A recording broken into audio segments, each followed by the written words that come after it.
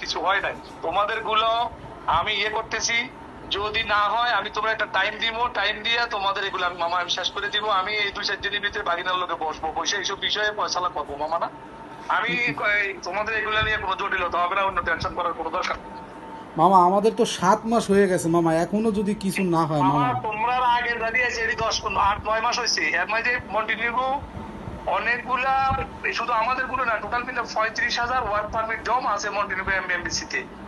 এগুলোর ব্যাপারে ইমিডিয়েটলি আমরা যে সোর্স লাগাইছে, ওখানে যে লোক লাগাইছে, ভালো একটা রেজাল্ট পাওয়া যাবে। যদি রেজাল্ট খারাপ হয় তাহলে তো আটকা রেখা মানুষের লাভ নাই।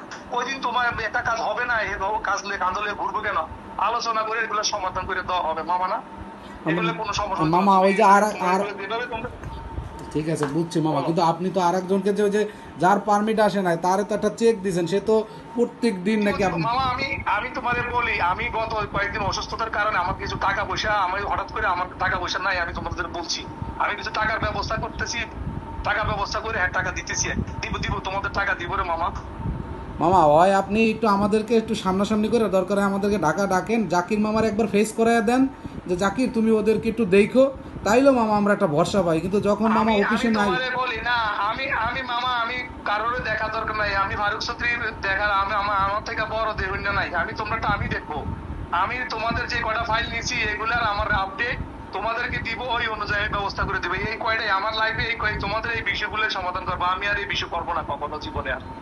এটা আচ্ছা। ভালো হোক মন্দ হোক, আমার জীবনের ম্যান পাওয়ারের এই হ্যাঁ 8-10-12টা ফাইল আছে, 10-12টা ফাইলের বিষয়ে আমি জীবনে করলাম, আর জীবনে আর করবো না। আর মালয়েশিয়াতে ইসলাম মনে হয় 20টা লোক গেছে, আর 8টা লোক আছে এই দ্বিতীয় মামা। আমি জীবনে আর করবো না। আমার যা হয়েছে, লাভ লস ক্ষতি যা হয়েছে, এটা আমার অভিশাপ। আমি মনে করি আমি আর নিব না জীবনে।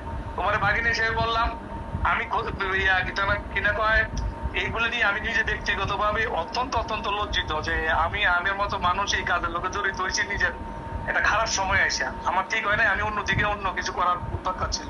আমার একটু প্লিজ, আমি এর মাঝে তোমাদেরকে ফোন দিই 2-4 দিন আমি একটু অসুস্থ বেশি, একবারে মানে বলবো কি বলবো তোমার বোঝা থেকে। তারপরও দেখছি বিরক্ত করতেছে, 1-2 দিনে ফোন ধরতে চাইছি না, মামা, একটু ভালো লাগতেছে না না দেখে। বুঝতে পারছি মামা, কিন্তু মামা আমরাও তো বুঝেন মামা, আমরা তো খুব সহজ সরল এগুলা না না না, আমি বললাম তো, আমি এক সময় জাপান যাওয়ার জন্য এরকম তোমাদের বয়সে হয়েছিলাম। আমি কি পাগলামি করছি আমি জানি কিরকম লাগে, বিদেশের লেগে জমা দেওয়ার পরে কিরকম লাগে মামা ফিল করি মামা। মামা বললাম তো মামা, হাজার হাজার পোলাই লেগে চলছি মামা। সব। আমি মামা ফার্স্ট বুঝি সবাই। আমি তোমার এতটুকু বললাম, আমি আমি ব্যবসায়ী না, আমি কিন্তু ওই যে গীতানগর সমাজকর্মী ছিলাম। ব্যবসায়ী যেই আমার এই অধপতন হয়েছি, আল্লাহ যাতে আমার এই ব্যবসা থেকে সরাই নেই, আমি এই ব্যবসা থেকে যাতে সরাই নেই, এটা দোয়া করি সবার। আমি তোমাদের এগুলা সুন্দরভাবে সলভ করে দিতেছি মামা। মামা একটু দেখেন মামা, একটু এই রমজানের ভিতরে মামা দোয়া করে আপনার লোক এই রমজানের ভিতরে একটা সমাধান দেন। রমজানের ভিতরে আমি তোমাদেরকে জানাই, একটা ডেডলাইন দিয়ে দিব যে জাকিরের লগে আলোচনা করে জাকিরও বলে দিব যে মামা আমার এগুলো যদি তুই করস, বিচার করাস, এর মাঝে করাই দিই, আর না হইলে আমার আমি তারা বিধি করে দিই। আচ্ছা আচ্ছা ঠিক আছে মামা, অপেক্ষা রইলাম। ঠিক আছে মামা, দোয়া রইল।